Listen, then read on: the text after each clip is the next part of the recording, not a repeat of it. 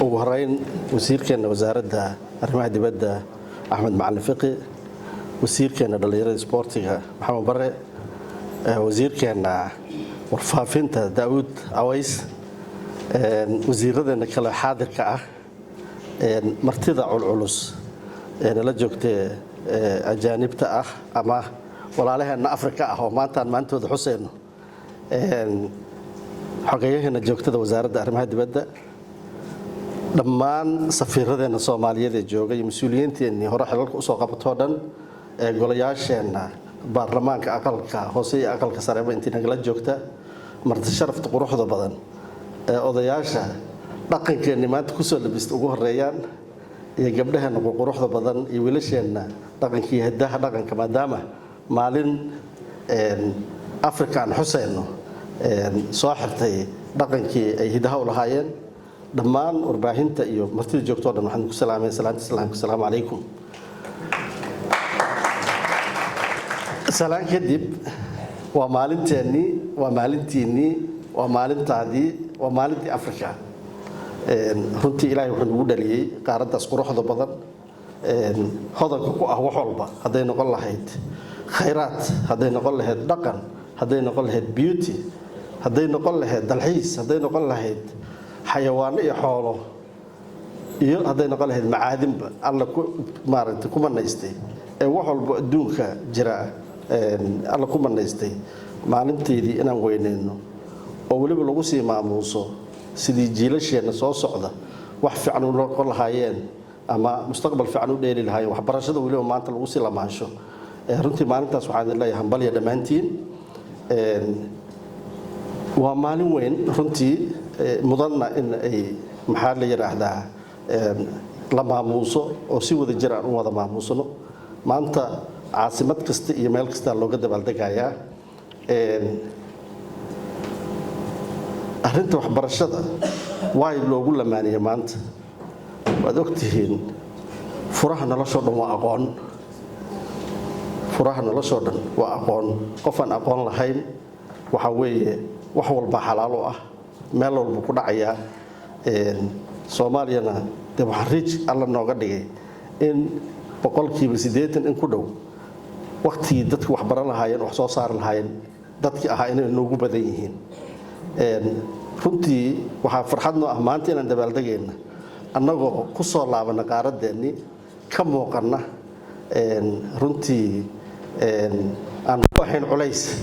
bal ku ah qayb horumarka Afrika ka mid ah. waxaad ogtihiin maadaama aan private sector ka xubinta meesha ka joogto ka hadlaysa aan ahay, runtii dadkeenu saaxada Afrika waxay ka muujiyeen qof kasta marqaati ka ah cawaasimadaha Afrika oo dhan sida Soomaalidu uga muuqato. saakan maran ambassadors ka sheekaysanayeen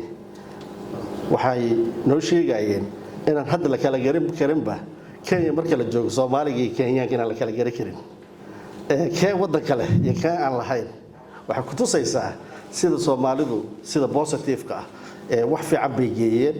waxaa ogtihiin suuqyada dhan in la wareegay, suuqa ugu weyn Afrika oo isli ah in maanta ay Soomaaliya very active ka tahay. ogtihiin waxaa ogtihiin in markaata waa suuqa Ethiopia ugu weyn inay active ka yihiin. waxaad ogtihiin Uganda marka la tago in suuqa aan very active ka nahay. ilaa iyo qaaradda meesha ugu shishayso South Africa ah waa koonaha Atlantic Ocean ku soo celinaya sida active uga nahay u jeedin. waa wax lagu farxo runtii in maanta ay Afrika ugu baagarayso sida xogaha noo sheegay ay tiraahdo kursiga aan joogtada ahayn golaha ammaanka idinkaan idin sharaxnay. runtii qiimaha aan leenahay ka turjumaysaa. IBS waa bangi Soomaaliyeed, waa bangigiinii mar walbana runtii wuxuu qayb ka yahay aan dhammaad lahayn inuu garab istaago meel walba oo wanaag Soomaaliyeed lagu haayo, meel walba oo Soomaali wax fiican maaragtay looga samaynayo. maanta maadaama marka xuskeenu waxbarasho yahay waxaan rabaa inaan wax yar idinkaga soo xuso garab istaag aan waxbarashada laftirkeeda u sameynay. وفعنا له هذين ما أنتوا وزير كان ينلا جوجو وحبر الشدة لكن كله يندط كله مثل على جوجا waxaan sameynay barnaamij la yiraahdo aqoon bile waxaan ku garab istaagnaa macallimiinta Soomaaliyeed inay helaan textbook free ah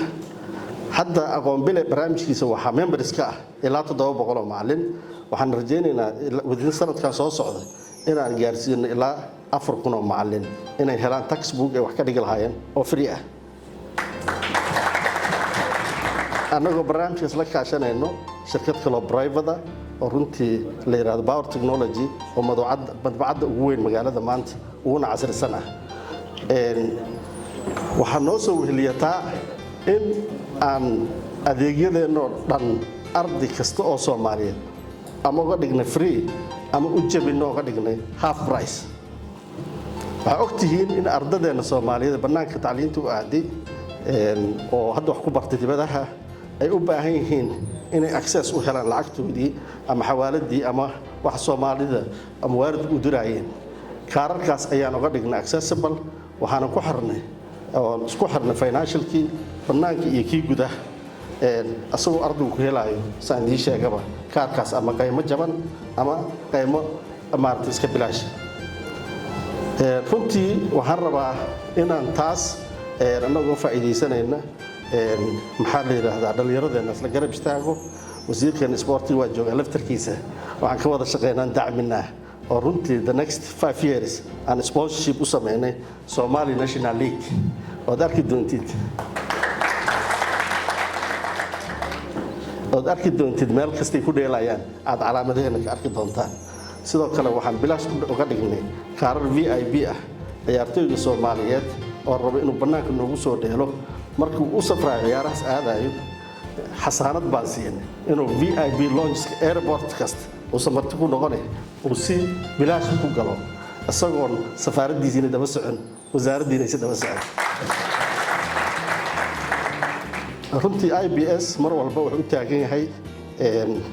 dhiirigelinta maxaa la yiraahdaa dhalinyarada Soomaaliyeed iyo horumarka bulshada Soomaaliyeed oo dhan